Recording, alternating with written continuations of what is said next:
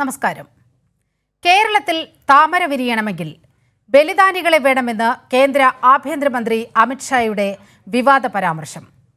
കേരളത്തിലെ മറ്റ് രാഷ്ട്രീയ കാര്യങ്ങളിലേക്കോ സാമൂഹ്യ പ്രശ്നങ്ങളിലേക്കോ ഒന്നും തന്നെ കടക്കാതെ ബലിദാനികളാകാൻ സ്വന്തം അണികളുടെ സന്നദ്ധത തേടിയ അമിത്ഷായുടെ ലക്ഷ്യം ദുരൂഹമാണ്.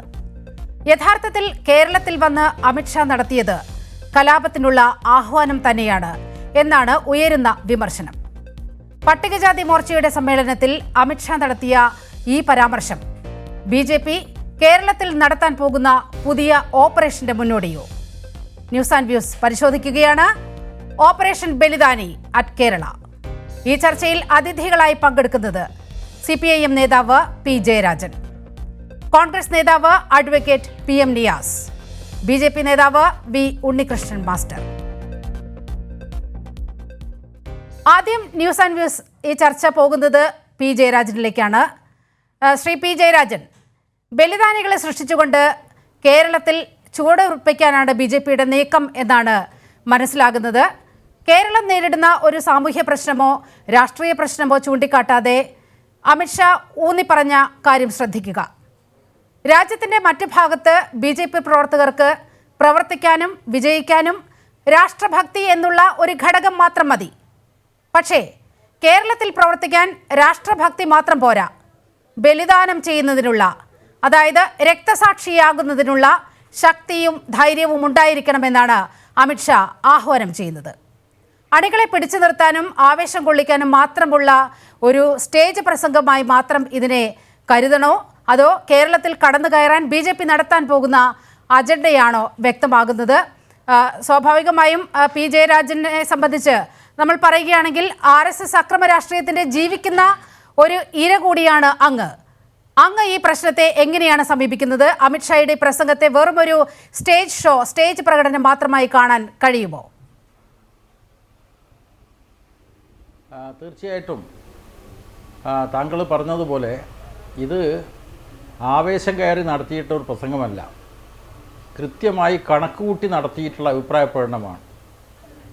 കാരണം അമിത്ഷാ നേരത്തെ സൂചിപ്പിച്ചതുപോലെ മറ്റ് രാഷ്ട്രീയ പ്രശ്നങ്ങളിലേക്കൊന്നും കടന്നില്ല. ഒറ്റ വിഷയത്തിലാണ് കേരളത്തിൽ BJPക്ക് അവരുടെ മുന്നേറ്റം സാധ്യമാവണമെങ്കിൽ, അദ്ദേഹത്തിൻ്റെ ഭാഷയിൽ പറഞ്ഞാൽ താമര വിരിയണമെങ്കിൽ ബലിദാനികളെ സൃഷ്ടിക്കുന്നതിന് വേണ്ടി ത്യാഗപൂർവം പ്രവർത്തിക്കണമെന്നാണ്.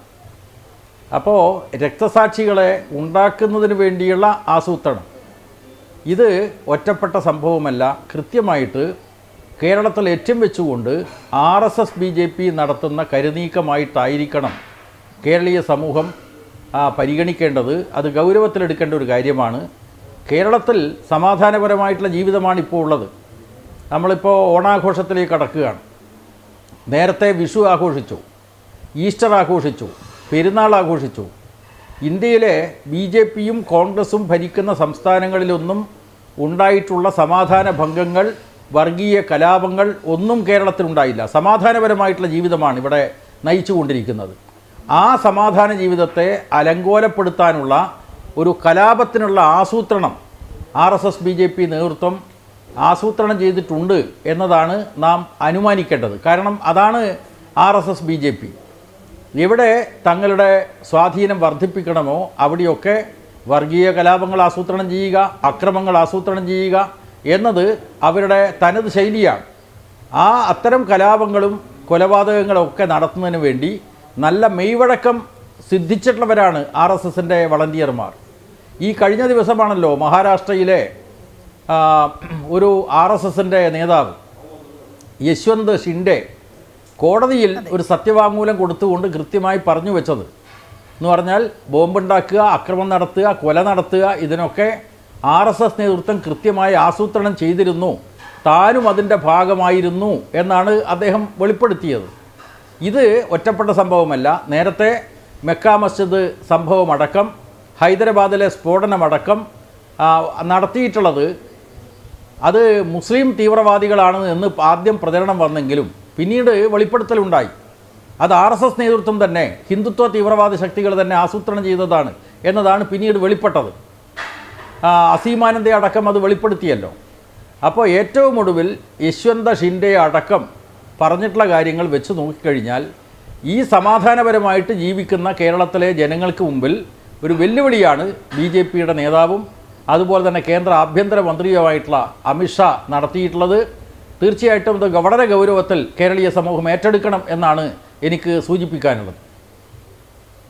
ശ്രീ പി ജയരാജൻ, യശ്വന്ത് ഷിൻഡെയുടെ കാര്യമെടുത്താൽ അദ്ദേഹം അത് വെറുതെ വെളിപ്പെടുത്തുക മാത്രമല്ല ചെയ്തിരിക്കുന്നത്, കോടതിയെ സമീപിക്കുന്ന ഒരു നടപടി കൂടി, ഇക്കാര്യത്തിൽ അന്വേഷണം ആവശ്യപ്പെട്ടുകൊണ്ട് കോടതിയെ സമീപിക്കുന്ന ഒരു നടപടി കൂടി യശ്വന്ത് ഷിൻഡെയുടെ ഭാഗത്തു നിന്നും ഉണ്ടായിട്ടുണ്ട്. തീർച്ചയായിട്ടും അത് കോടതിയിൽ അദ്ദേഹം സ്റ്റേറ്റ്മെൻ്റായിട്ട് കൊടുത്തല്ലോ, അത് സംബന്ധിച്ച് അന്വേഷിക്കണമെന്ന് ആവശ്യപ്പെട്ടിരിക്കുകയാണ്. അപ്പോൾ രാജ്യത്തിൻ്റെ ജനാധിപത്യവും മതനിരപേക്ഷതയും ഈ RSS BJPയാൽ ഏറ്റവും കൂടുതൽ വെല്ലുവിളിക്കപ്പെടുന്ന സാഹചര്യത്തിൽ ജനാധിപത്യ സംസ്കാരം വളരെയധികം മെച്ചപ്പെട്ട് മുന്നോട്ട് പോയിട്ടുള്ള ഈ കേരളത്തിൽ മതസൗഹാർദ്ദവും മതനിരപേക്ഷത സംരക്ഷിക്കാനുള്ള പ്രവർത്തനവും ശക്തമായി നടക്കുന്ന ഈ കേരളത്തിൽ LDF സർക്കാർ ഭരിക്കുന്ന ഈ കേരളത്തിൽ ഈ അമിത്ഷായുടെ ഈ ഭീഷണി പ്രയോഗം കേരളീയ സമൂഹം ഗൗരവമായിട്ട് കാണണം. അതിൻ്റെ ലക്ഷ്യം ആരാണെന്ന് വ്യക്തമാണ്. കേരളത്തിലെ ഇടതുപക്ഷ ജനാധിപത്യ മുന്നണി സർക്കാരും അതിന് നേതൃത്വം കൊടുക്കുന്ന ഇടതുപക്ഷ ജനാധിപത്യ പ്രസ്ഥാനവുമാണ് BJP നേതൃത്വം ലക്ഷ്യമിടുന്നത്. അവർ മറ്റ് സംസ്ഥാനങ്ങളിലൊക്കെ കോൺഗ്രസിനെ എളുപ്പം അവർ കൈകാര്യം ചെയ്യുകയാണ്.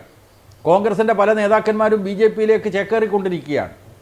കോടിക്കണക്കിന് ഉറുപ്പിക ചെലവിട്ടുകൊണ്ട് BJP ഇതര പാർട്ടികളിൽ നിന്ന് ആളുകളെ അവർ അടർത്തിയെടുത്തുകൊണ്ടിരിക്കുകയാണ്. ആ വിദ്യയല്ല കേരളത്തിൽ പ്രയോഗിക്കേണ്ടത്. കൃത്യമായിട്ടുള്ള ഒരു കലാപ നീക്കമാണ്, അക്രമത്തിനുള്ള ആസൂത്രണമാണ് വേണ്ടത് എന്ന് അവർ തീരുമാനിച്ചിട്ടുണ്ടാവണം എന്നതാണ് അമിത്ഷായുടെ വാക്കുകൾ വെളിവാക്കുന്നത്. ഇത് കേരളീയ സമൂഹത്തിൽ നുഴഞ്ഞു കയറാനുള്ള നേരത്തെയുള്ള RSSൻ്റെ പദ്ധതിയുമായിട്ട് ബന്ധപ്പെടുത്തി നാം തിരിച്ചറിയേണ്ടതുണ്ട്. ഇപ്പോൾ RSS കേരളത്തിൽ 1942 ആദ്യമായിട്ട് പ്രവർത്തനം ആരംഭിക്കുന്നത്. 42 മുതൽ കേരളത്തിൽ പ്രവർത്തനം ആരംഭിച്ചിട്ടുണ്ട്. 48 ജനുവരി 30 മഹാത്മാഗാന്ധി വെടിയേറ്റ് കൊല്ലപ്പെട്ടപ്പോൾ ആ മഹാത്മാഗാന്ധിയുടെ കൊലപാതക ദിവസം ലഡു വിതരണം ചെയ്തവരാണ് RSSകാർ. തലശ്ശേരിയിലും മറ്റും ലഡു വിതരണം നടന്നതായിട്ട് പഴയകാലത്തെ ആളുകൾ കൃത്യമായിട്ട് ഓർമ്മിക്കുന്നുണ്ട്. അപ്പോൾ അത്തരമൊരു ശക്തി പിന്നീട് ഈ കേരളത്തിൽ CPMനെ ലക്ഷ്യമിട്ടുകൊണ്ടാണ് ആക്രമണങ്ങൾ നടത്തിയത്. ഏതാണ്ട് 215ഓളം CPM പ്രവർത്തകന്മാരാണ് RSSൻ്റെ കൊലക്കത്തിക്കിരയായത് ഈ കഴിഞ്ഞ കാലയളവിനുള്ളിൽ. അപ്പോൾ 1970 മുതൽ ഈ തരത്തിലുള്ള ആക്രമണങ്ങൾ കൃത്യമായിട്ട് RSS നേതൃത്വം കേരളത്തിൽ നടത്തുകയുണ്ടായി. ജനങ്ങളുടെ നല്ല നിലക്കുള്ള പ്രതിരോധമുണ്ടായിട്ടുണ്ട്.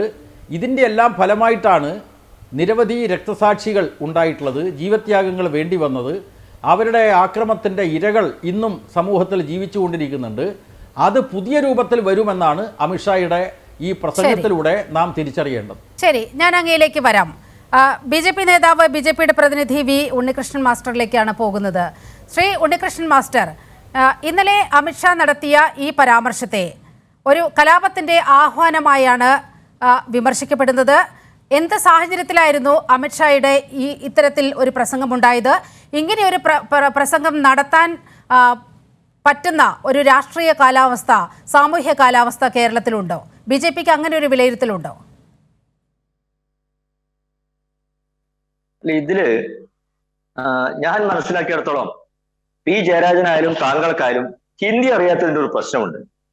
അദ്ദേഹം കൃത്യമായി പ്രസംഗിച്ചതെന്താ? അദ്ദേഹം പ്രസംഗിച്ചത് കേരളത്തിലെ പ്രവർത്തകരുടെ മനോവീര്യത്തെ ഞാൻ അഭിനന്ദിക്കുന്നു. ഒരുപാട് പ്രതിസന്ധികളിലൂടെ ഏത് നിമിഷവും CPMകാരാൽ ആക്രമിക്കപ്പെടുന്ന സാഹചര്യം, ബലിദാനിയാക്കപ്പെടുന്ന സാഹചര്യം ഉണ്ട്. ആ സാഹചര്യത്തിൽ കേരളത്തിലെ പ്രവർത്തകരുടെ മനോബലത്തെയും ധീരതയെയും ഞാൻ അഭിനന്ദിക്കുന്നു.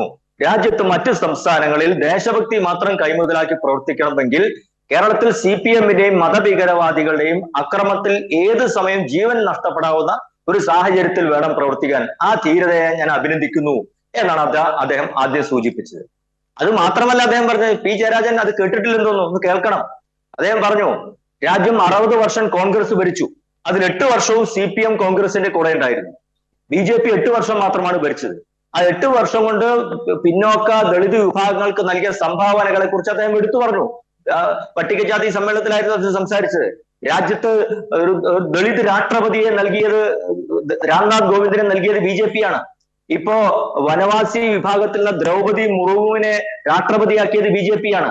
CPM-ന്റെ പോളിറ്റ് ബ്യൂറോയിൽ ഒരു മെമ്പറെ ആക്കാൻ വേണ്ടി ഒരു നൂറ്റാണ്ട് കാത്തിരിക്കേണ്ടി വന്നു എന്ന കാര്യവും നമ്മൾ എല്ലാവർക്കും അറിയാം. ഇവിടെ P. ജയരാജനെ പോലുള്ള ആൾക്കാരുടെ സമാധാന പ്രസംഗം കേൾക്കുമ്പോൾ എനിക്ക് ഇത് കേൾക്കുന്ന ആൾക്കാർക്ക് ചിരിയാണ് വരുന്നത്. 1967 വാടിക്കൽ രാമകൃഷ്ണൻ മുതൽ ഈ കഴിഞ്ഞ 2 മാസം മുൻപ് പാലക്കാട് കൊല ചെയ്യപ്പെട്ട മത തീവ്രവാദികളെ ശിഖണ്ഡിയാക്കി നിർത്തിക്കൊണ്ട് കൊല ചെയ്യപ്പെട്ട ശ്രീനിവാസയുടെ 300ഓളം പേരെ കൊന്നു തള്ളിയ പ്രസ്ഥാനമാണ് CPM.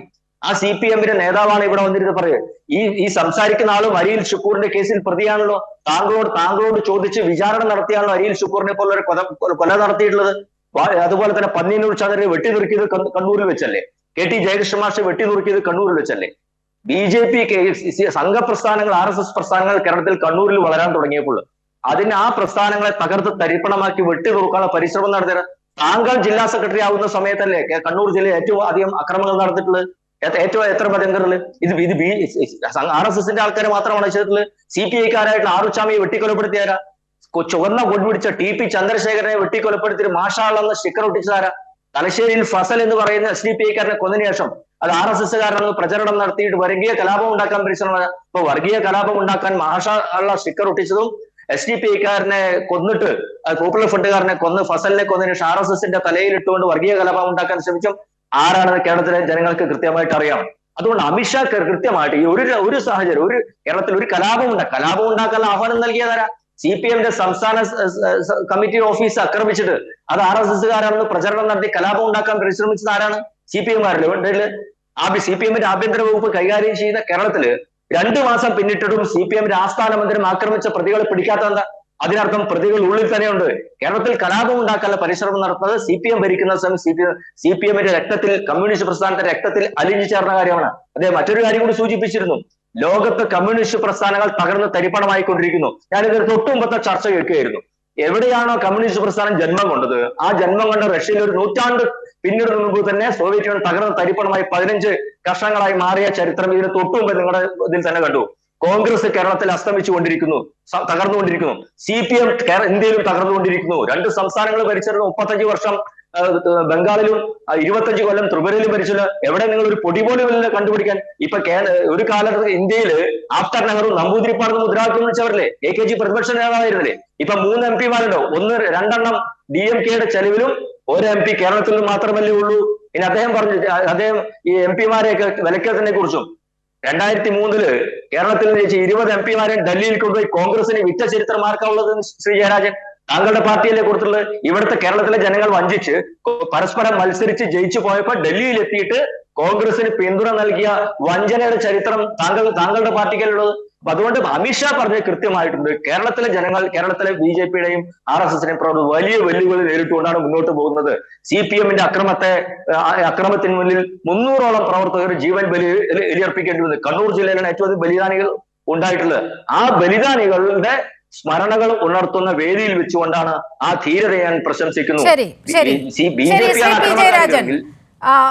ഇദ്ദേഹം പറഞ്ഞതുപോലെ BJP-യുടെ പ്രതിനിധി പറഞ്ഞതുപോലെയാണോ കാര്യങ്ങൾ? താങ്കൾക്ക് ഹിന്ദി അറിയാത്തത് കൊണ്ടാണ് ഇക്കാര്യം വളച്ചൊടിച്ചതെന്നാണ് ഉണ്ണികൃഷ്ണൻ മാസ്റ്റർ പറയുന്നത്. അതുപോലെ കേരളത്തിൽ കലാപത്തിന് ആഹ്വാനം ചെയ്യുന്നത് CPI-എം ആണെന്നും പറഞ്ഞു വെക്കുന്നു.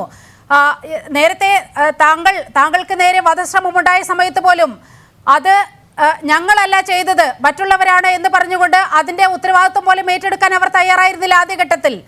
ഇതുപോലെയാണ് ഓരോ സംഭവങ്ങളും നമ്മൾ ചരിത്രമെടുത്ത് പരിശോധിച്ചാൽ. എന്താണ് അങ്ങയുടെ മറുപടി? ഇവിടെ വർഗീയ കലാപങ്ങൾ രാജ്യത്തുടനീളം നടത്തുന്നതിൽ നല്ല മെയ്വഴക്കമുള്ളവരാണ് RSS-കാർ. കേരളത്തിലെ ലക്ഷണമൊത്ത വർഗീയ കലാപം തലശ്ശേരി വർഗീയ കലാപമാണല്ലോ. 1971 നടന്നിട്ടുള്ള ആ വർഗീയ കലാപത്തിൽ ആരായിരുന്നു പങ്കാളിത്തം? ജസ്റ്റിസ് വിധേയത്തിൽ കമ്മീഷൻ കൃത്യമായി പറഞ്ഞു വെച്ചിട്ടുണ്ട്. ആ വർഗീയ കലാപത്തിൻ്റെ ആസൂത്രണം RSS ആയിരുന്നു എന്ന് കൃത്യമായി പറഞ്ഞു വെച്ചിട്ടുണ്ട്. അതിനെതിരായിട്ട് പ്രവർത്തിച്ച ഏക പാർട്ടി CPM ആണ്. അതും വർഗീയ കലാപത്തെ സംബന്ധിച്ച് അന്വേഷിച്ച വിധേയത്തിൽ കമ്മീഷൻ റിപ്പോർട്ടിൽ എടുത്തു പറഞ്ഞിട്ടുണ്ട്.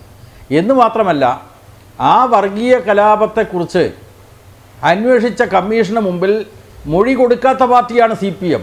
ആ CPM-നെ കുറിച്ചാണ് മാർക്സിസ്റ്റ് പാർട്ടി പ്രവർത്തകന്മാർ ഒരു കൊടികുത്തിയ കാറിൽ ഈ വർഗീയ കലാപം അവസാനിപ്പിച്ച് സമുദായ സൗഹാർദ്ദം സ്ഥാപിക്കണമെന്നാവശ്യപ്പെട്ടുകൊണ്ട് സഞ്ചരിച്ചതിന് തെളിവുണ്ട് എന്ന് വിധേയത്തൽ കമ്മീഷൻ എഴുതി വെച്ചത്.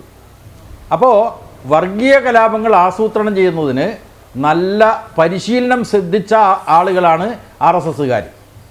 അക്രമത്തിൻ്റെ കാര്യത്തിലും ഇവിടെ ശ്രീ ഉണ്ണികൃഷ്ണൻ മാഷ് പറഞ്ഞല്ലോ, ഈ 67-ലാണ് അദ്ദേഹം പറഞ്ഞത്. 69 കണ്ണൂരിൽ ഇവിടെ തലശ്ശേരി ഭാഗത്ത് സംഘർഷമുണ്ടായി.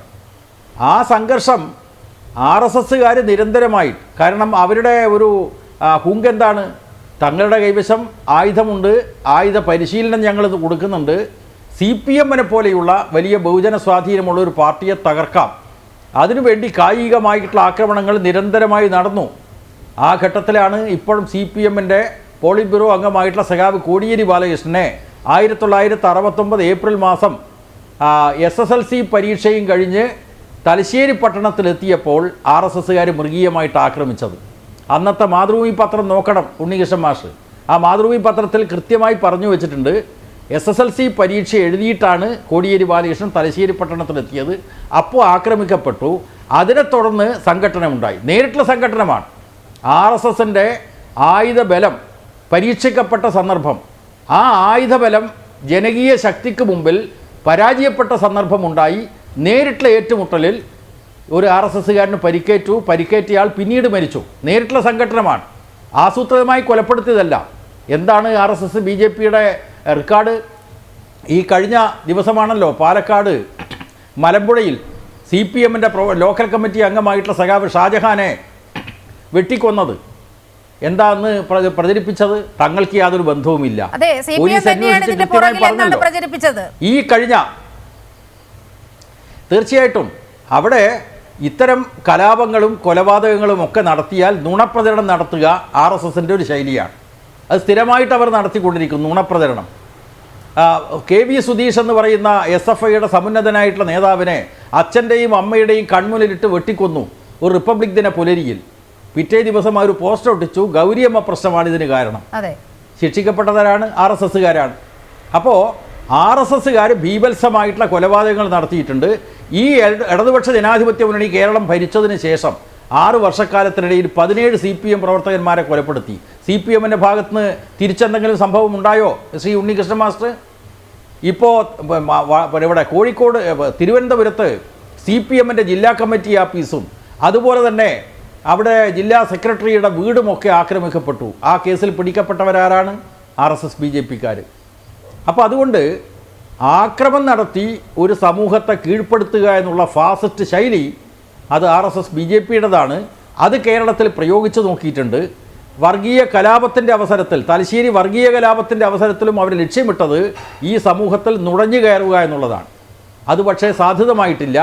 അപ്പോൾ നേരത്തെ അവർ പരീക്ഷിച്ചിട്ടുള്ള നേരിട്ടുള്ള ആക്രമണത്തിൻ്റെ ശൈലി അവർ ഇടക്കാലത്ത് ജനങ്ങളുടെ ശക്തമായിട്ടുള്ള പ്രതിഷേധം കൊണ്ട് അവർ പിന്നോട്ട് പോയെങ്കിലും അവർ വീണ്ടും ആക്രമണത്തിൻ്റെയും കലാപത്തിൻ്റെയും ശൈലിയിൽ മുന്നോട്ട് വരും എന്നുള്ളതിൻ്റെ സൂചനയായിട്ടാണ് ഇത് അമിത്ഷായുടെ ഈ പ്രസ്താവനയെ കാണേണ്ടത്.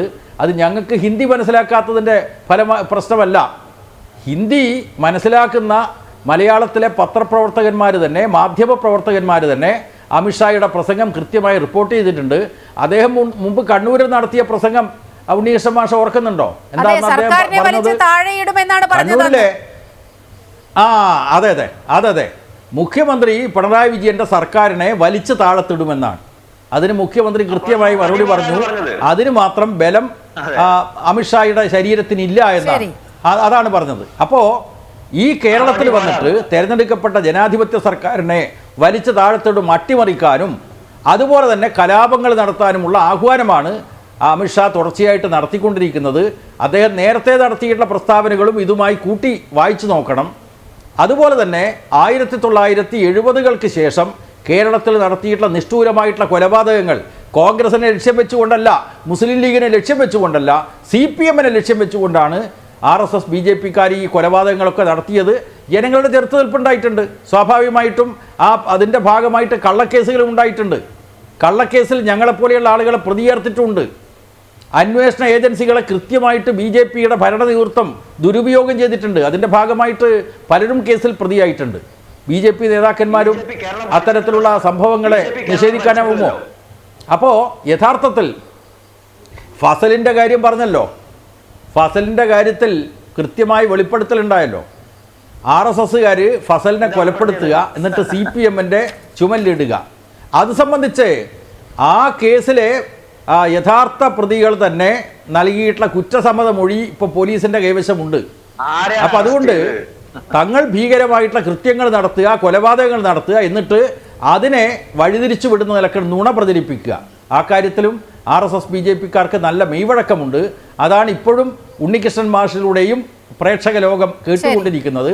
ഇവിടെ ഉണ്ണികൃഷ്ണൻ മാഷ് BJPയുടെ വക്താവാണ്. ഒരു കാര്യം കൂടി നീലിമ, ഒരു കാര്യം കൂടി ഞാൻ ഒരു വാചകത്തിൽ ഞാൻ പറഞ്ഞ് അവസാനിപ്പിക്കാം.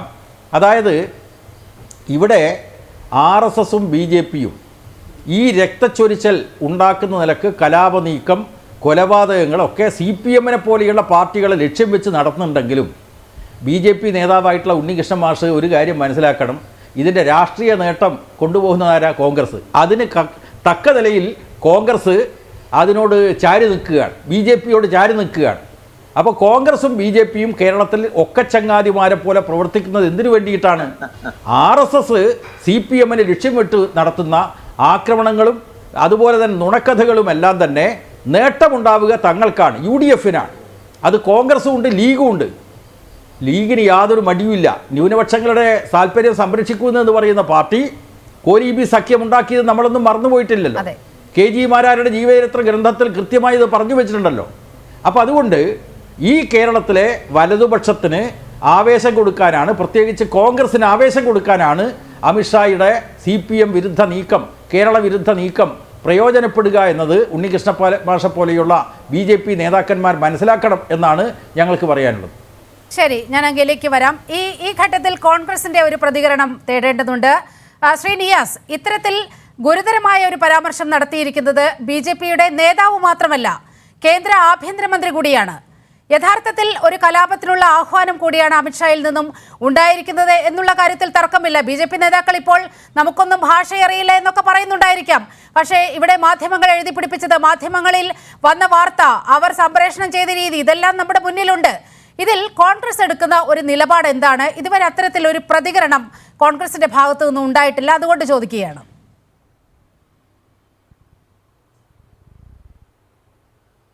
ഞങ്ങളിവിടെ ഇക്കാര്യത്തിൽ അമിത്ഷാ കേരളത്തിൽ വന്ന് നടത്തിയിരിക്കുന്ന പ്രസ്താവനകൾ ഒരു കേന്ദ്ര ആഭ്യന്തരമന്ത്രി എന്നുള്ള നിലയ്ക്ക്, ഞാൻ അദ്ദേഹത്തെ BJP നേതാവ് എന്ന് പറയുന്നതിലപ്പുറമായി അദ്ദേഹം കേന്ദ്ര ആഭ്യന്തര വകുപ്പ് മന്ത്രിയാണ്. ആ കേന്ദ്ര ആഭ്യന്തര വകുപ്പ് മന്ത്രി എന്ന നിലയ്ക്ക് ഒരു സംസ്ഥാനത്ത് ഫെഡറൽ സിസ്റ്റം നിലനിൽക്കുന്ന, ഭരണഘടന നിലനിൽക്കുന്ന ഒരു സംസ്ഥാനത്ത് ഒരു ഗവൺമെൻറ്റിനെ താഴെ ഇറക്കുവാനും അതുപോലെ ഗവൺമെൻറ്റിന് എതിരായി ഒരു ദ്വന്ദ്വ യുദ്ധം നടത്തുന്നതിനുമൊക്കെയുള്ള ഒരു നിലപാട് ഒരിക്കലും അംഗീകരിക്കാൻ കഴിയില്ല. അപ്പോൾ നമ്മളൊക്കെ രാഷ്ട്രീയപരമായ എതിർപ്പുകൾ ഉണ്ടാവും, കാര്യങ്ങളുണ്ടാവും. എന്ന് വെച്ച് ഈ ജനാധിപത്യ രീതിയിൽ തിരഞ്ഞെടുക്കപ്പെട്ട ഇടതുപക്ഷ ജനാധിപത്യ മുന്നണിയുടെ സർക്കാരിനെ ഈ ഒരു ബലിദാനികളാക്കി കുറേ ആളുകളെ രംഗത്ത് വന്ന് ഇവിടെ അക്രമമുണ്ടാക്കി, പ്രശ്നമുണ്ടാക്കി, അങ്ങനെ ബലിദാനികളാക്കുക എന്ന് പറയുമ്പോൾ അക്രമത്തിന് വേണ്ടിയുള്ള അതിശക്തമായ ഒരു തയ്യാറെടുപ്പാണ് അദ്ദേഹം ഉദ്ദേശിക്കുന്നത്. അങ്ങനെ അക്രമമായ തയ്യാറെടുപ്പ് നടത്തി ആയുധം ഉപയോഗിച്ച് ഇവിടെ ചോരപ്പുഴ ഒഴുക്കി മുന്നോട്ട് കൊണ്ടുപോയി അങ്ങനെയെങ്കിലും കേരളത്തിൽ BJP കൊണ്ടുവരണമെന്ന് ആഗ്രഹിക്കുന്ന ഒരു പ്രധാന ഒരു ആഭ്യന്തരമന്ത്രി ഇന്ത്യയിൽ ഉണ്ടായെങ്കിൽ അത് ഏറ്റവും വലിയ നാണക്കേടാണ് എന്ന് മാത്രമാണ് എനിക്ക് പറയാനുള്ളത്. ഞാനൊരു കാര്യം പറയാം, BJPയുടെ ഒരു ശൈലി ഫാസിസ്റ്റ് ശൈലിയാണ്. ആ ഫാസിസ്റ്റ് ശൈലി ഈ എതിരാളികളെ അങ്ങ് തകർക്കുവാൻ ഏത് ആയുധവും എടുക്കും. ഇതുവരെ അവരെടുത്തുകൊണ്ടിരുന്നത് പണച്ചാക്കുകൾ ഉപയോഗിച്ചാണ്. അതുപോലെ തന്നെ അവർ ഉപയോഗിച്ചുകൊണ്ടിരുന്നത് ഇന്ത്യയിൽ ഏറ്റവും കുറ്റമറ്റ അന്വേഷണ ഏജൻസികളായ CBIയും EDയും ഉൾപ്പെടെയുള്ള NIA ഉൾപ്പെടെയുള്ള അന്വേഷണ ഏജൻസികളെ കൂട്ടിലെ തത്തകളാക്കി മാറ്റി രാഷ്ട്രീയ എതിരാളികളെ കേസിൽ കൊടുക്കുമെന്ന് ഭീഷണിപ്പെടുത്തിയും കേസിൽ കുടുക്കിയും ജയിലിലടച്ചും ഒക്കെ അവരെ പേടിപ്പിച്ച് അവരെ കൂറുമാറ്റി അങ്ങനെ അധികാര കസേര എടുത്തുകൊണ്ട് മുന്നോട്ട് പോകുന്നതാണ് മഹാരാഷ്ട്ര ഉൾപ്പെടെ നമ്മൾ കണ്ടുകൊണ്ടിരിക്കുന്നത്. ഇപ്പോൾ ഏറ്റവും ഒടുവിൽ ജാർഖണ്ഡിലാണ് അവർ പ്രവർത്തനം നടത്തിയത്. ബീഹാറിൽ അവർ അമ്പയെ പരാജയപ്പെട്ടു പോയി. അപ്പോൾ അങ്ങനെ ഓരോ സ്ഥലങ്ങളിൽ അവരെടുത്തുകൊണ്ടിരിക്കുന്ന നിലപാട് ഓരോ രീതിയിലാണ്. അപ്പോൾ ഡൽഹിയിൽ നമുക്ക് എല്ലാവർക്കും പറയാം, ഡൽഹിയിൽ ഒരു ഭരിക്കുന്ന സർക്കാരിനെ താഴെ ഇറക്കാൻ വേണ്ടി ED ഉപയോഗിച്ചുകൊണ്ട് ഇല്ലാ കഥകൾ ഉണ്ടാക്കിക്കൊണ്ട് മുന്നോട്ട് പോകുന്നു എന്നാണ് ഡൽഹിയിലെ മുഖ്യമന്ത്രി പറഞ്ഞുകൊണ്ടിരിക്കുന്നത്. അപ്പോൾ അതിൻ്റെ കാരണം എന്താ? ഇവിടെ ഗുജറാത്തിലുള്ള തെരഞ്ഞെടുപ്പിൽ ആം ആദ്മി പാർട്ടിക്ക് അല്പം മുന്നേറ്റം ഉണ്ടാകുമെന്ന് കണ്ടപ്പോൾ ആം ആദ്മി തകർക്കണം. ഇവിടെ എനിക്ക് ജയരാജൻ പറഞ്ഞ പല കാര്യങ്ങളോടും എനിക്ക് അഭിപ്രായ വ്യത്യാസമില്ല. പക്ഷേ ജയരാജൻ ഒരു കാര്യം മനസ്സിലാക്കണം. ജയരാജൻ പറഞ്ഞ് നിങ്ങൾ പറഞ്ഞു കൊണ്ടുവരുന്നത് കോൺഗ്രസ് BJP ഒക്കെ ചങ്ങായിമാരാണെന്നാണ്. പ്രിയപ്പെട്ട ജയരാജൻ, അങ്ങ് ഈ രാജ്യത്ത് തന്നെയല്ലേ ജീവിക്കുന്നത്? കേരളത്തിൽ മാത്രം നിൽക്കുന്ന ഒരു പാർട്ടിയായി നിങ്ങൾ നിൽക്കുന്നു. ഞങ്ങളതിന് തെറ്റ് പറയുന്നില്ല, അത് നിങ്ങളുടെ പാർട്ടിയുടെ ഒരവസ്ഥ അതാണ്. പക്ഷേ ഇന്ത്യ രാജ്യത്ത് ഭരിക്കുന്ന നരേന്ദ്രമോദിക്കെതിരായി, അമിത്ഷായുടെ പാർട്ടിക്കെതിരായി അതിശക്തമായ നിലപാട്, അത് കാശ്മീർ മുതൽ അവിടെ നിന്ന് ഇങ്ങോട്ട് കന്യാകുമാരി വരെ നീണ്ടു നിൽക്കുന്ന വിവിധ സംസ്ഥാനങ്ങളിൽ മുന്നോട്ട് പോകുന്നത് ആരാ മിസ്റ്റർ ജയരാജൻ? അത് കോൺഗ്രസ്സാണ്. അപ്പോൾ കോൺഗ്രസ്സാണ് BJPക്കെതിരായി അതിശക്തമായ നിലപാടെടുക്കുന്നത്. നിങ്ങളുടെ കേരളത്തിലെ മുഖ്യമന്ത്രി പോലും പല ഘട്ടത്തിലും BJPക്കെതിരായോ നരേന്ദ്രമോദിക്കെതിരായോ ഒരക്ഷരം ഉരിയാടാതെ ഡിപ്ലോമാറ്റിക് സൈലൻസ് നടത്തിയ ഒരുപാട് സംഭവങ്ങളുണ്ട്. ഞാനതിൽ വിശദാംശങ്ങളിലേക്ക് കടക്കുന്നില്ല. അപ്പോൾ നിങ്ങൾ പലപ്പോഴായി BJPയുമായി നിങ്ങൾ ഒക്കച്ചക്കാരമായിട്ടുണ്ടോ എന്ന് എനിക്ക് അറിഞ്ഞുകൂടാ. പക്ഷേ അങ്ങനെ ആരോപണമുണ്ട്. നിങ്ങളുടെ മുഖ്യമന്ത്രി പിണറായി വിജയനെതിരായുള്ള ലാവ്ലിൻ കേസ്, അതുപോലെ തന്നെ സ്വപ്ന സുരേഷ് കൊണ്ടുവന്നിരിക്കുന്ന നിരവധി ആരോപണങ്ങൾ, അവയെല്ലാം രക്ഷപ്പെടാൻ വേണ്ടി നിങ്ങൾ BJPയുമായി ഒത്തുചേർന്ന് പോയിട്ടുണ്ടോ എന്ന് എനിക്ക് അറിഞ്ഞുകൂടാ. പക്ഷെ അത് ഇവിടെ ഈ വിഷയത്തിൽ അത് പ്രസക്തമല്ല. ഈ വിഷയത്തിൽ നിങ്ങളിപ്പോൾ ശക്തമായി തന്നെ ഞങ്ങൾ പറയുന്നത് BJPയുടെ ഒരു ആഭ്യന്തരമന്ത്രി എന്ന് നോക്കി അദ്ദേഹത്തിൻ്റെ നേതാവ് ഇവിടെ സംസ്ഥാനത്ത് വന്ന് കലാപാഹ്വാനം മുന്നോട്ട് പോകുന്നത് ആഭ്യന്തരമന്ത്രി കസേരയിരിക്കുന്ന അദ്ദേഹത്തിന് യോജിച്ചതല്ല. അദ്ദേഹത്തിന് കലാപാഹ്വാനം ചെയ്യണമെങ്കിൽ അദ്ദേഹം ഏറ്റവും ആദ്യം ചെയ്യേണ്ടത് ഭരണഘടന തൊട്ട് സത്യം ചെയ്ത് അദ്ദേഹത്തെ മന്ത്രിസ്ഥാനത്ത് നിന്നും താഴെ ഇറങ്ങി ഒരു സാധാ പാർട്ടിക്കാരനായി, നാലാംകട പാർട്ടിക്കാരനായി അദ്ദേഹത്തിന് ഇതുപോലെ കാര്യങ്ങൾ പറഞ്ഞാൽ അത് നമുക്ക് മറ്റൊരു രീതിയിൽ അത് കൈകാര്യം ചെയ്യാം. എന്നാൽ ഈ രീതിയിൽ ഒരു ആഭ്യന്തര കസേര ഇരുന്നുകൊണ്ട് ഒരു സംസ്ഥാനത്ത് വന്ന് പറയുന്ന നടപടി തെറ്റാണ്. അതോടൊപ്പം തന്നെ ജയരാജനെ പോലെയുള്ള ആളുകൾക്ക് അന്ധമായ കോൺഗ്രസ് വിരോധം വെച്ചുകൊണ്ട് മുന്നോട്ട് പോകുന്നുവെങ്കിൽ ഞങ്ങൾക്കൊന്നും പറയാനില്ല. ഞങ്ങൾക്കൊരു കാര്യം മാത്രമേ പറയുള്ളൂ. ഇന്ത്യ രാജ്യത്ത് അതിശക്തമായ നിലപാട് ഞങ്ങളിപ്പോൾ ഇന്ന് ഇന്ത്യ രാജ്യത്ത് നരേന്ദ്രമോദിക്കെതിരായി, വിലവർദ്ധനവിനെതിരായി ഏറ്റവും അതിശക്തമായ ഡൽഹിയിൽ ഞങ്ങൾ നടത്തിയ സമരം അത് നിങ്ങൾ കണ്ട് പഠിക്കണം. ഇവിടെ ഇരുന്ന് നിങ്ങൾ 4 അക്ഷരം അങ്ങോട്ടും ഇങ്ങോട്ടും പറഞ്ഞുകൊണ്ട് ഞങ്ങളാണ് നരേന്ദ്രമോദിക്കെതിരായി രാജ്യത്തെ മുഴുവൻ BJP വിരുദ്ധ സർക്കാരുകൾ ഇടപെടൽ വേണം. ഭാരത് ജോഡോ യാത്രയിലേക്ക് കൂടി നമുക്ക് ഈ ചർച്ചയൊന്ന് പോകേണ്ടതുണ്ട്. BJPയുടെ ശക്തി ദുർഗങ്ങളിൽ അവിടെ ഒഴിച്ചു നിർത്തിക്കൊണ്ടാണ് നിങ്ങളുടെ ജാഥ കടന്നു പോകുന്നത് എന്നാണ് ഏറ്റവും ഒടുവിൽ പുറത്തു വന്നിരിക്കുന്ന വിവരം. BJPയുടെ ശക്തി കേന്ദ്രങ്ങളായ ഗുജറാത്തിലും അതുപോലെ യുപിയിൽ ഒരിടത്ത് മാത്രമാണ് നിങ്ങളുടെ ജാഥ കടന്നു പോകുന്നത്. ഭാരത് ജോഡോ യാത്ര ഗുജറാത്തിലേക്ക് കടക്കുന്നേയില്ല. നിങ്ങൾ മോഡിയെ പേടിച്ചിട്ടാണോ ഈ ശക്തി ദുർഗങ്ങളിലേക്ക് നിങ്ങൾ കടന്നു പോകാത്തത്? ജയരാജനെ താങ്കൾ വിമർശിക്കുക കൂടി ചെയ്ത ഒരു സാഹചര്യത്തിലാണ് ഞാൻ ഈ ചോദിക്കുന്നത്.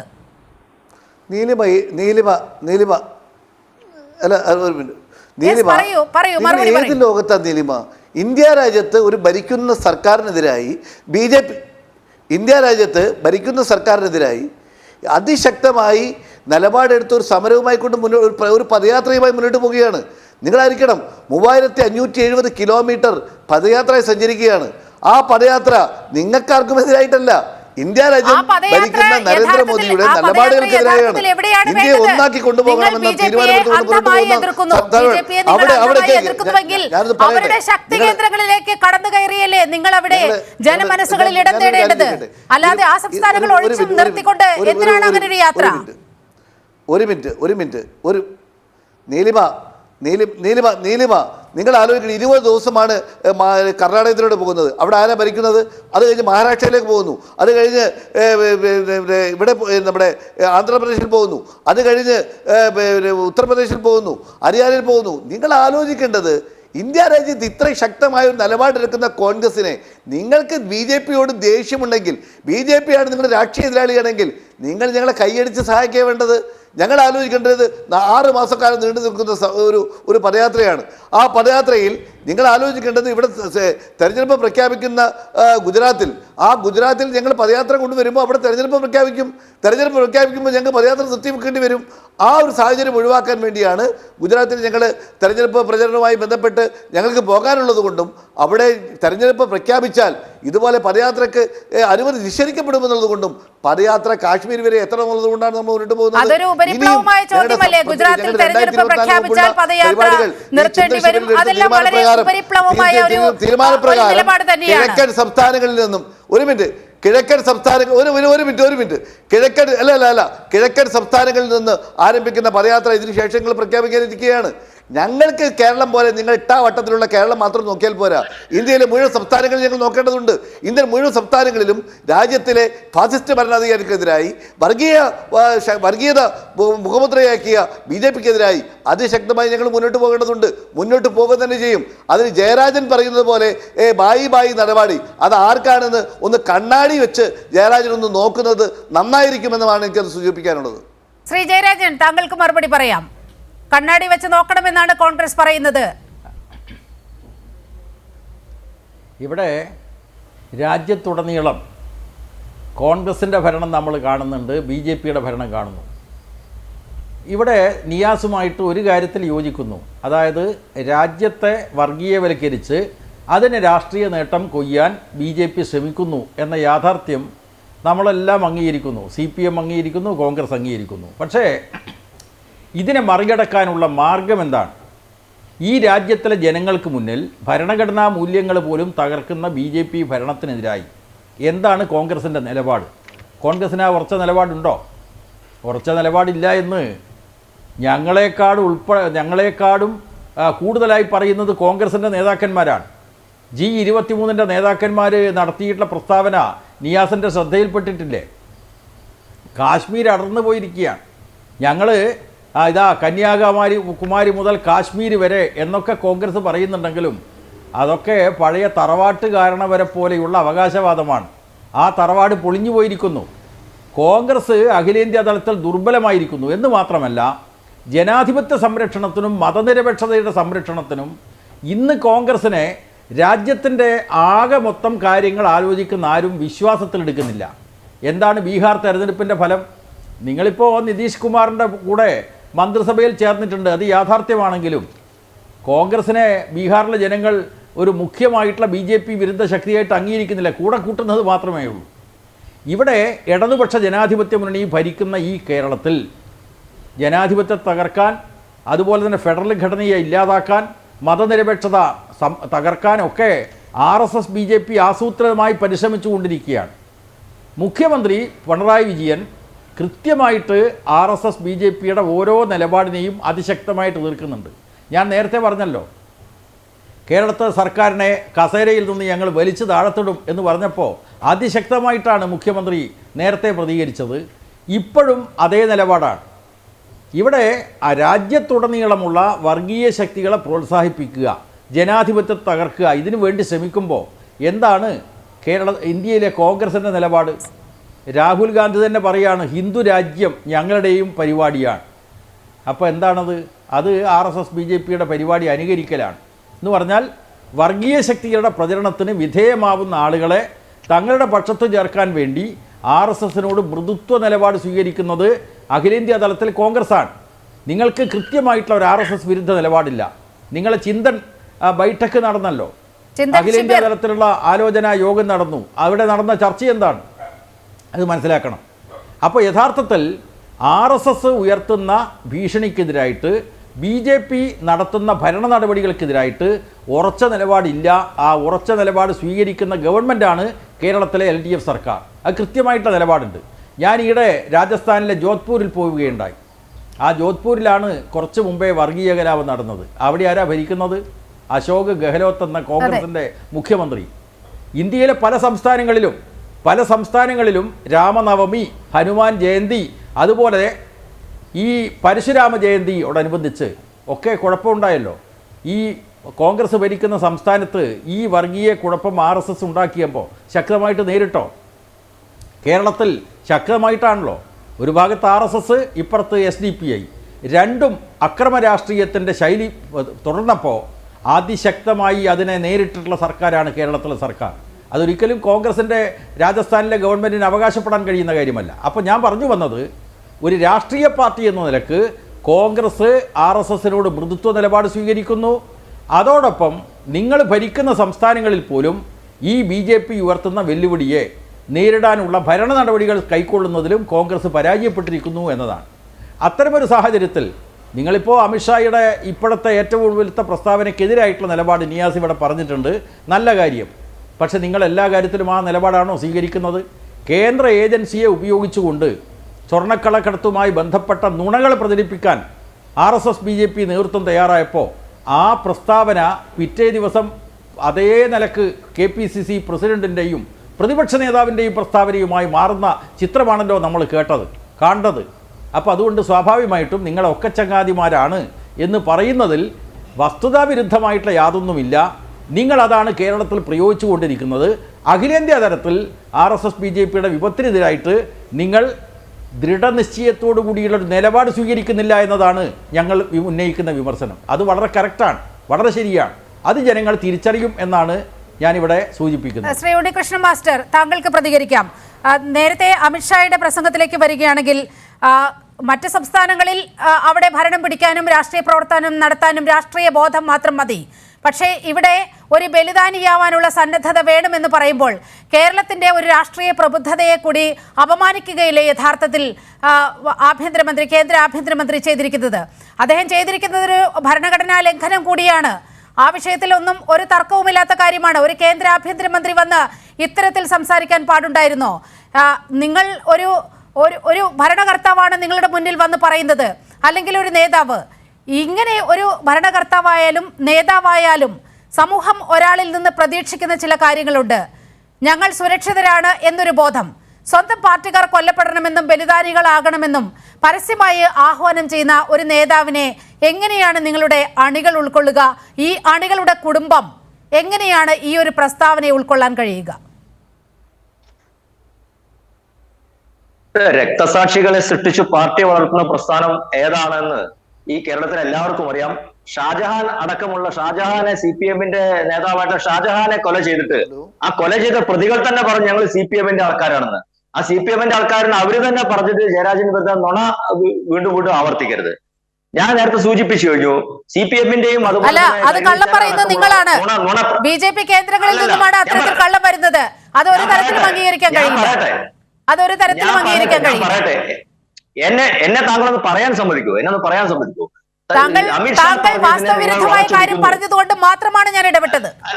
അല്ലല്ല, ഞാൻ എന്ത് വാസ്തവവിരുദ്ധ കാര്യം പറഞ്ഞു? ഞാൻ പറഞ്ഞ വാസ്തവവിരുദ്ധമായ കാര്യം ഷാജഹാനെ കൊലപ്പെടുത്തിയത് CPM പ്രവർത്തകരാണെന്നല്ലേ താങ്കൾ പറഞ്ഞു വരുന്നത്?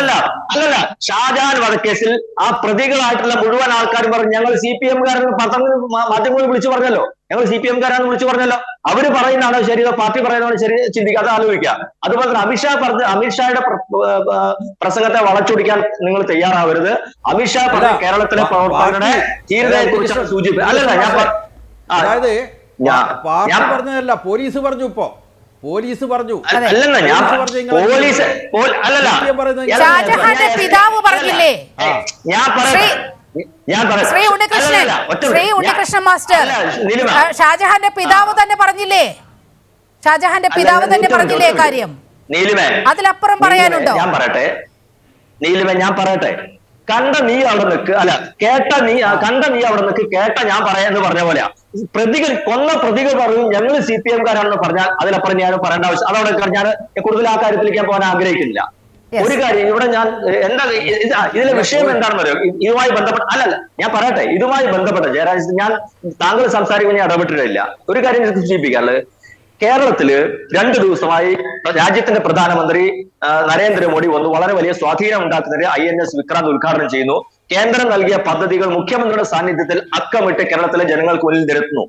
രാജ്യത്തിന്റെ ആഭ്യന്തരമന്ത്രി വന്ന് രാജ്യത്ത് 60 വർഷം ഭരിച്ച കോൺഗ്രസിനേക്കാൾ 8 വർഷം കൂടെ ഭരിച്ച CPM നൽകിയതിനാൽ പിന്നോക്ക വിഭാഗങ്ങൾക്ക് ST വിഭാഗത്തിന് നൽകിയ സംഭാവനകളെ കുറിച്ച് വളരെ വലിയ രീതിയിൽ വിലയിരുത്തിക്കൊണ്ട് പറയുന്നു. രാഷ്ട്രപതി തെരഞ്ഞെടുപ്പിൽ കേരളത്തിലെ ഒരു MLA BJP വോട്ട് ചെയ്ത സാഹചര്യം ഉണ്ടാകുമോ?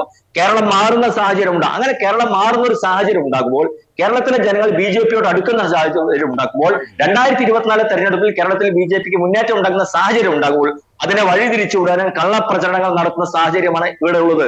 എന്താ അവിടെ സംഭവിച്ചിട്ടുള്ളത്? നിങ്ങൾ പി ജയരാജൻ കുറെ കാര്യങ്ങൾ സൂചിച്ചല്ലോ. കുറെ കാര്യങ്ങൾ RSSനെതിരെ മാത്രമാണോ നിങ്ങൾ അക്രമം നടത്തിയിട്ടുള്ളത്? അരിയിൽ ഷുക്കൂറിനെ കൊന്നത് ആരായിരുന്നു? ഷുഹൈബിനെ കൊന്നതായിരുന്നു. കോൺഗ്രസ് നേതാക്കന്മാരെ കൊന്നത്, കൃപേഷിനെ, ശരത്തിനെ കൊന്നത് ആരായിരുന്നു? TP ചന്ദ്രശേഖരൻ 51 വെട്ടുവെട്ടി കൊന്നതാരായിരുന്നു? CPI നേതാവാണ് ആറുച്ചാമിയെ കൊന്നതായിരുന്നു. അപ്പൊ നിങ്ങളുടെ ആക്രമം RSSന് നേരെ മാത്രമല്ല, നിങ്ങളെ എതിർക്കുന്ന അല്ലെങ്കിൽ നിങ്ങളോടൊപ്പം നിൽക്കാത്ത, നിങ്ങളുടെ കൂടെ നിൽക്കുന്നവർ പോലും കൊന്നു തള്ളുന്ന പാരമ്പര്യമാണ് നിങ്ങൾക്കുള്ളത് എന്ന് കേരളത്തിലെ ജനങ്ങൾ കൃത്യം, അത് ചരിത്രത്തിന്റെ ഭാഗമാണ്. അത് ഈ ലോകം മുഴുവൻ അംഗീകരിച്ച കാര്യം കൂടിയാണ്. വിധേയത്തിൽ കമ്മീഷൻ രേഖപ്പെടുത്തിയില്ല, വിധേയത്തിൽ കമ്മീഷൻ RSSനെ കുറ്റപ്പെടുത്തിയില്ല, വിധേയത്തിൽ കമ്മീഷൻ കൃത്യമായി പഠിക്കാത്തതുകൊണ്ട് താങ്കൾ പറയുന്നത്. വിധേയത്തിൽ കമ്മീഷനുമായി ബന്ധപ്പെട്ട് വലിയൊരു പരാമർശമുണ്ട്. ഇന്ന് കേരളം ഭരിക്കുന്ന മുഖ്യമന്ത്രി പിണറായി വിജയൻ എന്ന ഒരു പൊതുപ്രവർത്തകൻ ഇല്ലായിരുന്നുവെങ്കിൽ തലശ്ശേരി കലാപത്തോടനുബന്ധിച്ച് കേരളം മറ്റൊന്നാകുമായിരുന്നു എന്ന് ജസ്റ്റിസ് വിധേയത്തിൽ കമ്മീഷന്റെ റിപ്പോർട്ടുണ്ട്. അത് കൂടി വെക്കരുത്. അത് വളരെ കൃത്യമായി BJPക്കെതിരെയാണ് വിരൽ ചൂണ്ടുന്നത്.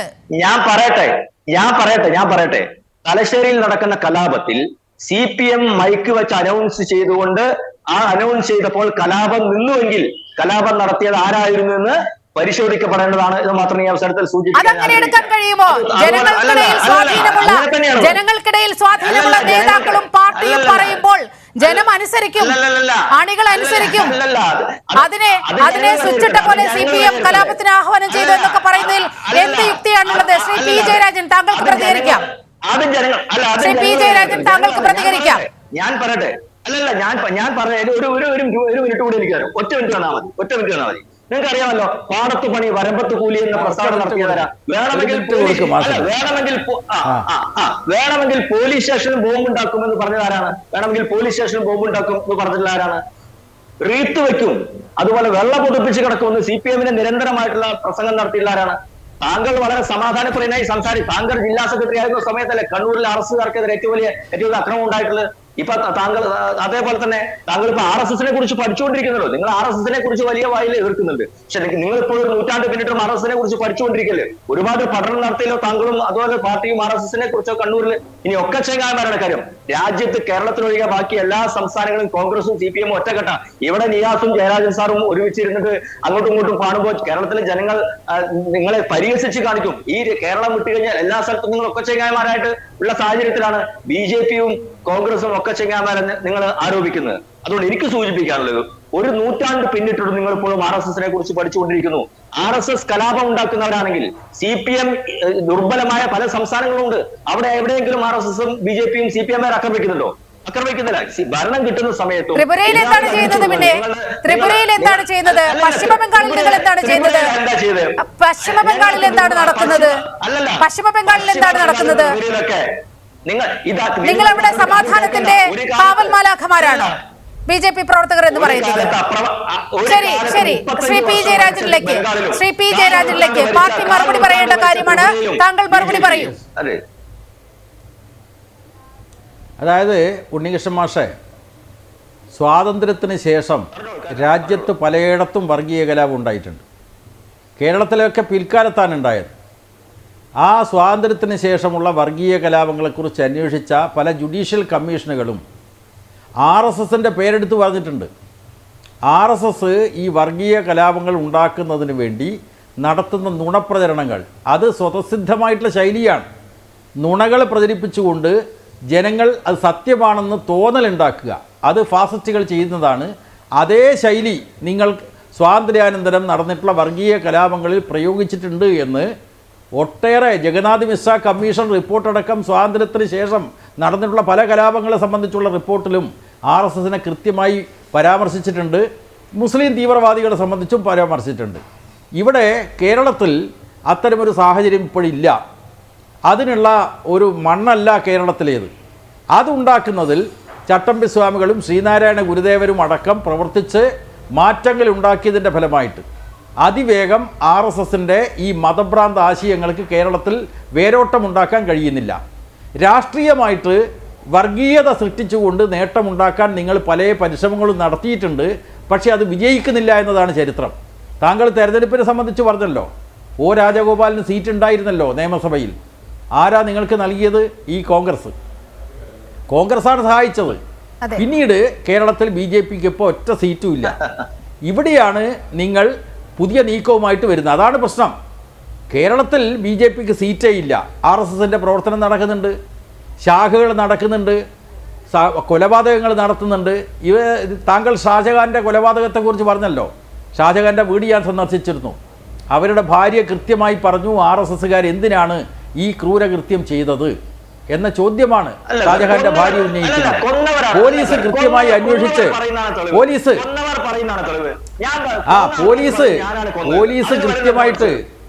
പോലീസ് കൃത്യമായിട്ട് അന്വേഷിച്ച് FIR ഇട്ടിട്ടുണ്ട്. അതുപോലെ തന്നെ റിമാൻഡ് റിപ്പോർട്ടിൽ കൃത്യമായിട്ട് RSSന്റെ പങ്കാളിത്തം പറഞ്ഞിട്ടുണ്ട്. ശ്രീ ഉണ്ണികൃഷ്ണൻ മാസ്റ്റർ, താങ്കൾ സംസാരിച്ചപ്പോൾ ഞാൻ ഇടപെടലേ ഉണ്ടായുള്ളൂ. പക്ഷേ P ജയരാജനോ അതുപോലെ നിയാസോ ഇടപെട്ടിട്ടില്ല. അതുകൊണ്ട് അദ്ദേഹത്തെ പറയാൻ അനുവദിക്കണം. തീർച്ചയായിട്ടും ഇവിടെ ഷാജഹാന്റെ കൊലപാതകത്തിൽ പറഞ്ഞോട്ടെ മാഷെ, ഷാജഹാന്റെ കൊലപാതകത്തിൽ RSSന്റെ പങ്കാളിത്തം പോലീസിന്റെ റിമാൻഡ് റിപ്പോർട്ടിലടക്കം കൃത്യമായി പറഞ്ഞു വെച്ചിട്ടുണ്ട്. ഇവിടെ കഴിഞ്ഞ ഫെബ്രുവരിയിലാണ്, 2022 ഫെബ്രുവരിയിലാണ് തലശ്ശേരിയിൽ ഒരു മത്സ്യത്തൊഴിലാളിയായിട്ടുള്ള ഹരിദാസനെ കൊലപ്പെടുത്തിയത്. കടലിൽ പോയി വീട്ടിലേക്ക് വരുമാനമുണ്ടാക്കുന്ന ആ മത്സ്യത്തൊഴിലാളി പുലർച്ചെ 1:30 മണിക്ക് വീട്ടിലേക്ക് വരുന്ന അവസരത്തിലാണ് മൃഗീയമായിട്ട് വെട്ടിക്കൊലപ്പെടുത്തി വീട്ടിൻ്റെ പരിസരത്ത്. അതിലെ പ്രതിയാരാണ്? തലശ്ശേരി മുനിസിപ്പൽ കൗൺസിലർ അടക്കം BJP നേതാക്കന്മാരാണ്. അപ്പോൾ ഈ തരത്തിൽ അത് പ്രസംഗിച്ചു, പരസ്യമായിട്ട് പ്രസംഗിച്ചിട്ടാണ് കൊലപാതകം നടത്തിയത്. അതെ, അതാണ് പറഞ്ഞത്. തീർച്ചയായിട്ടും എല്ലാ കള്ളക്കേസുകളും കമ്മ്യൂണിസ്റ്റുകാർക്കെതിരായിട്ട് വരുമ്പോൾ അതിൻ്റെ ഭാഗമായിട്ട് പ്രതിയായിട്ടുണ്ടാവും. പ്രതിയല്ലാന്നും ഞാൻ പറയുന്നില്ല. പക്ഷേ ഇവിടെ കേരളത്തിലുടനീളം 215 ആളുകളാണ് CPMൻ്റെ പ്രവർത്തകന്മാരായിട്ടുള്ള ആളുകൾ കൊല ചെയ്യപ്പെട്ടത്. അതിലെല്ലാം RSSകാരാണ് പ്രതികൾ. അത് നിഷേധിക്കാനാവില്ല. അത്തരമൊരു സാഹചര്യം ഇപ്പോഴില്ല. ഈ കഴിഞ്ഞ 6 വർഷക്കാലം LDFൻ്റെ ഭരണകാലത്ത് CPM RSS സംഘർഷം വളരെ നിലക്ക് കുറഞ്ഞു. തീർച്ചയായിട്ടും അത് RSSൻ്റെ നേതൃത്വം എടുത്ത നിലപാട് കൂടിയൊരു ഘടകമായിരിക്കാം. അത്തരത്തിൽ സംഘർഷമില്ലാത്തൊരു കാലത്ത് ഏകപക്ഷീയമായിട്ട് CPMനെതിരായിട്ട് നിങ്ങൾ കൊല നടത്തി, ആക്രമണം നടത്തി. ഹരിദാസൻ്റെയും ഷാജഹാൻ്റെയും ഉൾപ്പെടെ 17 കൊലപാതകങ്ങൾ RSSകാർ പ്രതികളായിട്ട് വന്നു. ഞങ്ങളുടെ ഭാഗത്തുനിന്ന് തിരിച്ചുണ്ടായിട്ടില്ലല്ലോ, യാതൊരു സംഘർഷവും ഉണ്ടായിട്ടില്ലല്ലോ. അത് CPMൻ്റെ ജില്ലാ സെക്രട്ടറി ആയതുകൊണ്ടാണ് ഈ സംഘർഷം ഉണ്ടായത്. ഇപ്പോൾ സമാധാനമായി. ഞാൻ കണ്ണൂരിൽ മാത്രമാണല്ലോ. തിരുവനന്തപുരത്ത് കൊലപാതകമുണ്ടായി. തിരുവനന്തപുരത്ത് DC ആഫീസ് ആക്രമിക്കപ്പെട്ടു. പാലക്കാട് ഷാജഹാനെ കൊലപ്പെടുത്തി. ഇവിടെ ഹരിദാസനെ കൊലപ്പെടുത്തി. കണ്ണൂർ ജില്ലയിൽ യഥാർത്ഥത്തിൽ തീർച്ചയായിട്ടും അതായത് അവിടെ ഉണ്ണികൃഷ്ണൻ മാഷ് അല്ല, BJPയുടെ പ്രതിനിധിയായിട്ടുള്ള ഉണ്ണികൃഷ്ണൻ മാഷ് ഇതൊക്കെ പറഞ്ഞല്ലോ. ഞാനിവിടെ ചോദിക്കുന്ന ചോദ്യങ്ങൾക്ക് നിങ്ങൾ മറുപടി പറയണം. തിരുവനന്തപുരത്ത് DC ആഫീസ് ആക്രമിക്കപ്പെട്ടു. BJPക്കാരാണ് പ്രതികളായി പിടിക്കപ്പെട്ടത്. പോലീസ് അന്വേഷിച്ച് പിടിച്ചു. ആ സംഭവവുമായിട്ട് കണ്ണൂരിലിരിക്കുന്ന എനക്കെന്താ ബന്ധം? അപ്പോൾ നിങ്ങൾ ചിലരെ ശത്രുവായിട്ട് പ്രഖ്യാപിക്കുക, എന്നിട്ട് നുണപ്രചരണം നടത്തുക. അതേപോലെയാണ് നിങ്ങൾ അക്രമങ്ങളും കൊലപാതകങ്ങളും നടത്തുന്നത്. മുസ്ലിങ്ങളെയും ക്രിസ്ത്യാനികളെയും ശത്രുപക്ഷത്ത് നിർത്തിക്കൊണ്ട് പ്രചരണം നടത്തുക, അതിൻ്റെ അടിസ്ഥാനത്തിൽ കലാപങ്ങൾ ഉണ്ടാക്കുക. ആ കലാപങ്ങൾ നടന്നു കഴിഞ്ഞാൽ അത് മറ്റുള്ളവരെ നടത്തിയതാണ് എന്ന് വരുത്തി തീർക്കുക, RSSൻ്റെ പങ്കാളിത്തം മറച്ചു വെക്കുക. അത് നിങ്ങൾ അഖിലേന്ത്യാടിസ്ഥാനത്തിൽ നടത്തുന്ന പദ്ധതിയാണ്. ഞാൻ നേരത്തെ പറഞ്ഞതുപോലെ നിങ്ങൾക്ക് ഈ നുണപ്രചരണം നടത്തുന്നതിൽ നല്ല മെയ്വഴക്കമുള്ള RSSൻ്റെ പരിശീലനം സിദ്ധിച്ച ആളുകളുണ്ട്. നിങ്ങൾ ആയുധ പരിശീലനം കൊടുക്കുന്നു. പരിശീലനത്തെ സംബന്ധിച്ച് പറഞ്ഞല്ലോ, ഡിസംബർ മാസത്തിൽ നിങ്ങളുടെ ശിക്ഷാവർഗ് എന്തിനു വേണ്ടിയിട്ടാ? കൈരളി ചാനൽ നേരത്തെ പുറത്തു കൊണ്ടുവന്നിട്ടുണ്ട്. നിങ്ങൾ നല്ല പുത്രന്മാരായിട്ട് അതല്ല ഭാരത നല്ല അതെ തുറന്ന ആ കാര്യം ഈ ഞാൻ പറഞ്ഞേക്ക് പറയൂ ഈ കൈരളി അതെ തലശ്ശേരിയിൽ നടത്തിയിട്ടുള്ള ശിക്ഷാവർഗിൻ്റെ ഉള്ളറകളിൽ എന്താണ് നടക്കുന്നത് എന്ന് കൃത്യമായിട്ട് കൈരളി ചാനൽ പുറത്തു കൊണ്ടുവന്നിട്ടുണ്ട്. ആളെ വെട്ടിക്കൊള്ളാനുള്ള പരിശീലനമാണ് നിങ്ങൾ കൊടുക്കുന്നത്. ആ പരിശീലനം സംബന്ധിച്ച് വളരെ രഹസ്യമായിട്ട് അവിടെ വളരെ രഹസ്യമായിട്ട് ക്യാമറ ഉള്ളിൽ കൊണ്ടുപോയി ചിത്രീകരിച്ച് ആ പ്രേക്ഷകർക്ക് മുമ്പിൽ അവതരിപ്പിച്ച ഒരു ചാനലിലാണ് നിങ്ങൾ സംസാരിക്കുന്നത്. അത് നിങ്ങൾക്ക് ഓർമ്മ വേണം. ഈ ചാനൽ കൈരളി ചാനലാണ് ഇത് പുറത്തു കൊണ്ടുവന്നത്. അപ്പോ ഞങ്ങൾ ഉത്തമരായിട്ടുള്ള ഭാരതീയ പൗരന്മാരെ സൃഷ്ടിക്കാനാണ് ഞങ്ങൾ പരിശീലനം കൊടുക്കുന്നത് എന്ന് പറയുന്നു. അതേസമയം കൊടുക്കുന്ന പരിശീലനം ആളെ കൊല്ലുന്ന പരിശീലനമാണ്, കലാപത്തിനുള്ള പരിശീലനമാണ്, നുണ പ്രചരിപ്പിക്കുന്ന പരിശീലനമാണ്. ആ തരത്തിലുള്ള ഒരു സ്ഥിതി ഈ കേരളത്തിൽ ജനങ്ങളുടെ സമാധാന ജീവിതം തകർക്കുമോ എന്ന ആശങ്കയാണ് പങ്കുവച്ചത്. ശ്രീ നിയാസിലേക്കാണ് പോകുന്നത്. നിയാസ്, ക്ഷമിക്കുക, താങ്കളിലേക്ക് എത്താൻ അല്പസമയം താമസിച്ചു. നിയാസ്, നമുക്കറിയാം കേരളം BJPയെ സംബന്ധിച്ചിടത്തോളം ഒരു ബാലികേറ മല തന്നെയാണ്. 33 സീറ്റ് നേടിയാൽ ഞങ്ങൾ അധികാരത്തിൽ വരുമെന്ന വീമ്പിളക്കലെല്ലാം കഴിഞ്ഞ തെരഞ്ഞെടുപ്പിൽ നമ്മൾ കണ്ടതാണ് സുരേന്ദ്രന്റെ ഭാഗത്തു നിന്നും. പക്ഷേ ഓരോ തെരഞ്ഞെടുപ്പ് കഴിയുന്തോറും അവരുടെ വോട്ട് ഷെയറിൽ ഗണ്യമായ കുറവ് വരികയാണ്. ഇപ്പോൾ കേരളത്തിൽ ഒരു കലാപത്തിന് ആഹ്വാനം ചെയ്തുകൊണ്ട് ഇവിടെ ഏതെങ്കിലും വിധത്തിൽ ഒരു വേരോട്ടമുണ്ടാക്കാൻ കഴിയുമോ എന്ന ഒരു പരീക്ഷണമാണ്, അത്തരത്തിലൊരു ഓപ്പറേഷനാണ് BJP തുടക്കമിടുന്നത് എന്നാണ് മനസ്സിലാകുന്നത്. ഈ ഒരു കേരളത്തിൻ്റെ ഒരു മതേതര മനസ്സ്, അത്തരത്തിൽ മതേതര സങ്കല്പങ്ങൾ മുറിവേൽക്കപ്പെടാതിരിക്കാനുള്ള വലിയ ജാഗ്രത ജനാധിപത്യ വിശ്വാസികളിൽ നിന്നും ഉണ്ടാകേണ്ടതല്ലേ? കോൺഗ്രസ് ഇക്കാര്യത്തിൽ മുൻകൈയെടുക്കേണ്ട ഒരു സാഹചര്യമില്ലേ?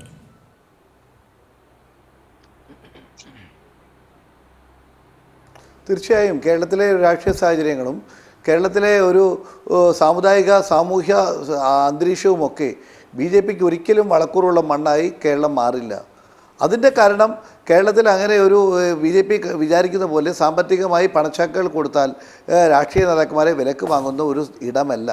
ഇവിടെ ഒരു വർഗീയത, ഇവിടെ വളക്കൂറില്ലാത്ത ഒരു മണ്ണാണ് കേരളം. ദൈവത്തിൻ്റെ സ്വന്തം നാട് എന്ന് പറയുന്നത് അതുകൊണ്ടാണ് ഞങ്ങളിവിടെ പറയുന്നത് BJP എന്തെല്ലാം കളി കളിച്ചാലും, നരേന്ദ്രമോദി നേരിട്ട് വന്നാലും, അതെല്ലാം അമിത്ഷാ വന്ന് ഇവിടെ കലാപമുണ്ടാക്കാൻ ശ്രമിച്ചാലും ഇവർക്ക് പച്ച തൊടാൻ കഴിയില്ല എന്നുള്ളത് യാഥാർത്ഥ്യമാണ്. അത് അവിടെ ഇരിക്കട്ടെ. ഞാനിവിടെ അത് പറയുന്നതോടൊപ്പം തന്നെ ഞാൻ നേരത്തെ ചർച്ചയിൽ എനിക്ക് മറുപടി പറയാനുള്ള 2 കാര്യങ്ങളുണ്ട്. ഒന്ന് ജയരാജൻ പറഞ്ഞതും ഉണ്ണികൃഷ്ണൻ മാഷ് പറഞ്ഞതുമായിരുന്നു. പി ജയരാജൻ ഞാൻ വളരെ കൂടുതൽ ഇഷ്ടപ്പെടുന്ന ഒരാളാണ്. ഞാൻ കണ്ണൂർ ചുമതല ഉണ്ടായിരുന്ന സമയത്ത് അവിടുത്തെ CPMകാർ പോലും ഏറ്റവും കൂടുതൽ അവർക്ക് ഇഷ്ടപ്പെട്ട നേതാവായി അവർ പലപ്പോഴും എന്നോടടക്കം പറഞ്ഞിരുന്നത് ജയരാജൻ്റെ പേരാണ്. കാരണം അദ്ദേഹമോ ടോപ്പ് ടു ബോട്ടം ഒരു കമ്മ്യൂണിസ്റ്റുകാരനാണ്, അല്ലെങ്കിൽ ഒരു മാർക്സിസ്റ്റ് CPMകാരനാണ്. അതുകൊണ്ട് തന്നെ അദ്ദേഹത്തിൻ്റെ വാക്കുകൾ ഞാൻ ആ നിലക്ക് തന്നെ വിലക്കെടുക്കുകയാണ്. പക്ഷേ പി ജയരാജൻ എനിക്ക് ഒരു കാര്യം തിരുത്തു വരുത്തേണ്ടതുണ്ട്.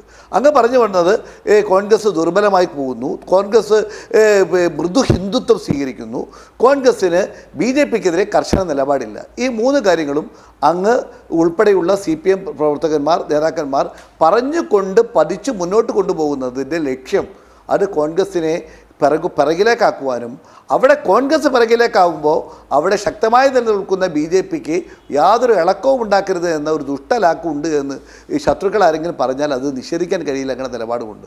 അങ്ങ് ഇവിടെ പറഞ്ഞത് ഞാൻ അങ്ങേ 100% പറയുകയാണ്. ഞങ്ങളെ സംബന്ധിച്ചിടത്തോളം ഞങ്ങൾക്ക് ഒരു സെക്യുലർ കാഴ്ചപ്പാടാണ്. അത് ഞങ്ങൾ കഴിഞ്ഞ 75 കൊല്ലത്തിന് നമ്മുടെ സ്വാതന്ത്ര്യം കിട്ടിയതിന് ശേഷമുള്ള ചരിത്രം എടുത്തു നോക്കിയാൽ അങ്ങ് മനസ്സിലാവും. കോൺഗ്രസ്സിന് വേണമെങ്കിൽ പലപ്പോഴും പല കാർഡുകൾ മറക്കാമായിരുന്നു. ഞങ്ങൾ ഇറക്കിയിട്ടില്ല. ഭരണത്തിൽ വരികയോ പോവുകയോ എന്നുള്ളതല്ല ഞങ്ങളുടെ ലക്ഷ്യം. മറിച്ച് ഇന്ത്യയിൽ മതേതരത്വം നിലനിർത്തുക എന്നുള്ളതും വർഗീയ ഫാസിസ്റ്റുകൾക്കെതിരായ നിലപാടെടുക്കുകയും എന്നുള്ളതാണ്. നിങ്ങളും ഞങ്ങളും തമ്മിലുള്ള നിലപാടിൽ വ്യത്യാസം എന്താ വെച്ചാൽ, നിങ്ങൾ ഒരു കമ്മ്യൂണിസ്റ്റ് ചിന്താഗതികളുടെ മുന്നോട്ട് പോകുന്നു, ഞങ്ങൾ കമ്മ്യൂണിസ്റ്റ് ചിന്താഗതികളല്ലാതെ ഞങ്ങൾ മുന്നോട്ട് പോകുന്നു. ഇത് തമ്മിലുള്ള വ്യത്യാസം നിങ്ങളുടെ ശൈലിയല്ല കോൺഗ്രസ്സിന്. അതിനർത്ഥം കോൺഗ്രസിൻ്റെ നിലപാട് ശക്തമല്ല എന്നല്ല. കോൺഗ്രസിൻ്റെ നിലപാട് ശക്തമാണ്. പിന്നെ മറ്റൊരു കാര്യം അങ്ങ് പറഞ്ഞത്, ഞാൻ BJPയുടെ ആക്രമണങ്ങളിൽ 215 പേര് മരിച്ചു എന്നൊക്കെ പറഞ്ഞു, കൊല്ലപ്പെട്ടു എന്നൊക്കെ പറഞ്ഞു. ഞാനതിലൊന്നും അങ്ങ് എതിരില്ല. പക്ഷെ അങ്ങ് ആലോചിക്കേണ്ടത്, വാളെടുക്കുന്നവൻ വാളാൽ എന്ന് പറഞ്ഞതുപോലെ അങ്ങ് ഒരു കാര്യം കൂടി ആലോചിക്കണം. ഈ 215 കൂടാതെയാണ് ഷജിത്താലും കൃപേഷും ഷുഹൈബും അതുപോലെ തന്നെ TP ചന്ദ്രശേഖരനും ഒക്കെ കൊല്ലപ്പെട്ടത്. അത് BJPക്കാർ കൊന്നതല്ല. അതിൻ്റെ ഉത്തരവാദിത്വം കൂടി പി ജയരാജനെ പോലെയുള്ള ഒരു കമ്മ്യൂണിസ്റ്റ് നേതാവ് അത് മനസ്സിലാക്കേണ്ടതുണ്ട്. അപ്പോൾ ഞങ്ങളിത് പറയാൻ കാരണം, ഞങ്ങളുടെ BJPയെ സംബന്ധിച്ച് BJP ഇവിടെ പറഞ്ഞു. പിന്നെ മറ്റൊരു ഉണ്ണികൃഷ്ണൻ മാഷ് പറഞ്ഞു, ഉണ്ണികൃഷ്ണൻ മാഷേ നിങ്ങളിവിടെ പറയുന്നത് അവിടെ ഞങ്ങൾ കേരളം ഒഴിച്ച എല്ലാ സ്ഥലത്തും ഞങ്ങൾ ബായി ആണ്. ഒരു സംശയമില്ല ഉണ്ണികൃഷ്ണൻ മാഷേ, കേരളത്തിൽ അങ്ങോട്ട് ഞങ്ങൾ CPMുമായി ഒന്നിച്ച് നിങ്ങൾക്കെതിരായി ഒരു നിലപാടെടുത്ത് ഒരു ഗവൺമെൻറ് UPയുടെ ഗവൺമെൻറ് ഞങ്ങൾ കൊണ്ടുപോയതല്ലേ. അതിൻ്റെ അർത്ഥം എന്താ വെച്ചാൽ, ഇന്ത്യയിൽ ഒറ്റ ഒറ്റ ഒറ്റ ഒറ്റ ഒറ്റ ഇന്ത്യയിൽ CPM നിലപാട് വർഗീയ ഫാസിസത്തിനെതിരാണ്. ആ നിലപാടാണ് ഞങ്ങൾ മുന്നോട്ട് പോകുന്നത്. കേരളത്തിലും ഞങ്ങളുടെ നിലപാട് BJPക്ക് എതിരാണ്. പക്ഷെ കേരളത്തിൽ BJP ഒരു വിഷയമേ അല്ല.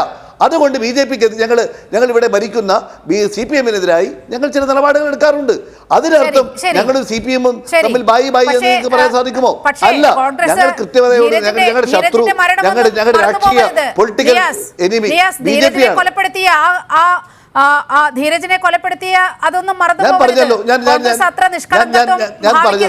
ശ്രീ ഉണ്ണികൃഷ്ണൻ മാസ്റ്റർ, താങ്കൾക്ക് ഒരു വളരെ കുറച്ച് സമയമെടുത്ത് താങ്കൾക്ക് മറുപടി പറയാം. താങ്കൾക്ക് മറുപടി പറയാം. കേരളത്തിൽ താമര വിരിയണമെങ്കിൽ ബലിദാനികളെ സൃഷ്ടിക്കാൻ നിങ്ങൾക്ക് ഇനിയും തോന്നുന്നുണ്ടോ? അല്ല, ഇതില് ബഹുമാനപ്പെട്ട ശ്രീ P. ജയരാജനോട് എനിക്ക് പറയാനുള്ളത്, അടുത്ത ഡിസംബർ മാസത്തിൽ ITC ക്യാമ്പും മെയ് മാസത്തിൽ RSSന്റെ OTC ക്യാമ്പും നടത്തും.